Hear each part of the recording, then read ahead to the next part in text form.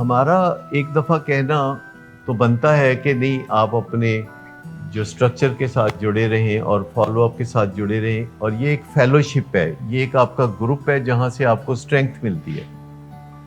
इसको फेलोशिप कहते हैं। फेलोशिप का मतलब है कि आपका एक दूसरे के साथ साथ होता है, और बीच में से जब साथ में से आप बिछड़ जाते हैं तो आप उतने ताकतवर नहीं रहते जितना कि जब आप आते रहते हैं तो आप ताकतवर होते हैं। लेकिन एक वक्त आता है कि रिकवरी आ जाती है और फर्दर इलाज की ज़रूरत नहीं होती, पर वो प्री डिटर्मिन्ड नहीं होता, वो पहले से डिटर्मिन नहीं किया जा सकता। जब हम ये बात कहते हैं कि इलाज शुरू होता है पर ख़त्म कभी नहीं होता, जैसे डायबिटीज़ का इलाज शुरू होता है पर डायबिटीज़ का इलाज ख़त्म नहीं होता।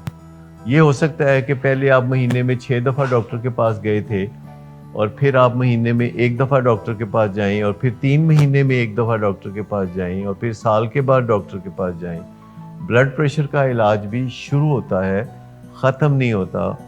और जितनी प्राइमरी क्रॉनिक इलनेसेस हैं, जिनमें से एक बीमारी एडिक्शन है, बाइपोलर डिसऑर्डर है, शिज़ोफ्रेनिया है, अभी तक इंसान ने जितनी भी साइंस में तरक्की की है, ऐसा कोई चमत्कार किस्म का इलाज नहीं है कि ये 2 गोलियां खा लें और उसके बाद आपको कभी नशे की तलब नहीं होगी।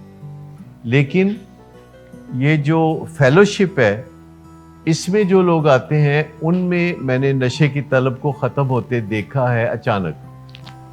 तो एक तरफ जब हम ये कहते हैं कि इलाज को शुरू करना होता है और उसको जारी रखना होता है, तो दूसरी तरफ हमें बेशुमार ऐसे लोग नज़र आते हैं कि जिन्होंने रिकवरी का मज़ा चख लिया है, उनकी जो तलब है नशे की वो हमेशा के लिए चली गई। लेकिन जो साइंटिफिक प्रिंसिपल है वो यही है कि इसका इलाज शुरू होता है, ख़त्म नहीं होता। लेकिन जो स्पिरिचुअल बात है, जो आर्टिस्टिक बात है, जो मैंने अपनी आंखों के सामने देखा है कि बहुत सारे ऐसे पेशेंट्स को मैंने देखा है कि जिनके साथ मुआवजा हो जाता है और नशे की तलब उनमें ख़त्म हो जाती है।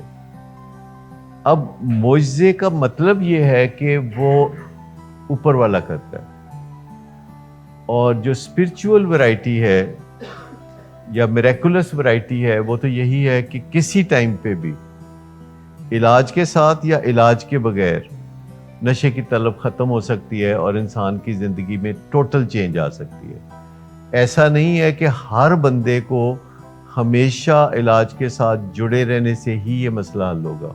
ऐसे बहुत सारे लोगों को मैंने देखा है कि जो कभी किसी इलाज में से नहीं गुजरे, जो जेल चले गए, या जिन्होंने इलाका बदल लिया, या जिन्होंने आधी रात को सोच लिया कि अब हमारी ज़िंदगी में तब्दीली का वक्त आन पहुंचा है, तो वो नशे से उन्होंने हमेशा के लिए निजात पाई।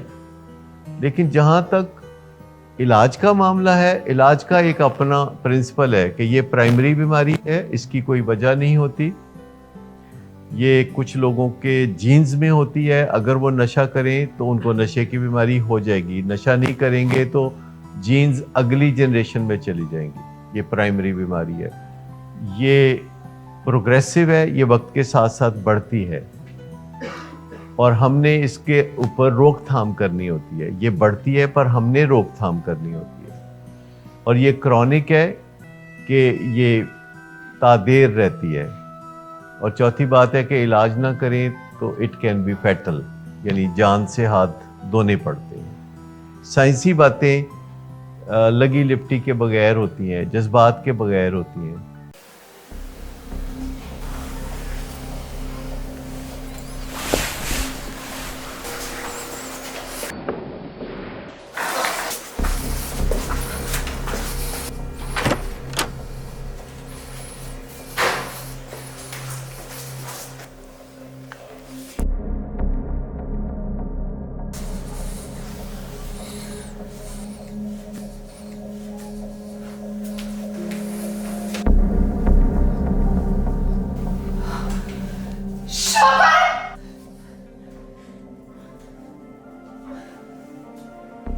शराब नोशी की वजह किरदार की खराबी नहीं, मूड की खराबी है।